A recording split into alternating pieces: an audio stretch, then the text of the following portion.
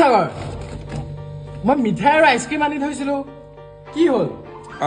তাতে আছে চাগে কোনেনো খাব মই ওলাই যাওঁ তই যাবিনে নাই মই ভাত খাম আকাশ মোৰ বাবাখিনি লিখিছিলে নেকি হেল্ল' বাবা নাই নাই বাবা নাখাব আমাৰ যেনেকে ধৰি লওক CM আছে মিনিষ্টাৰ আছে প্ৰেচিডেণ্ট জীৱ জন্তু বিলাকৰো তেনেকৈ ইলেকশ্যন পাতি দিব লাগে এইবিলাক কথা মই কেনেকে গম পাইছো জানো ভাবা খোৱা মোৰ মাইণ্ডটো ফ'কাছ হৈ গৈছে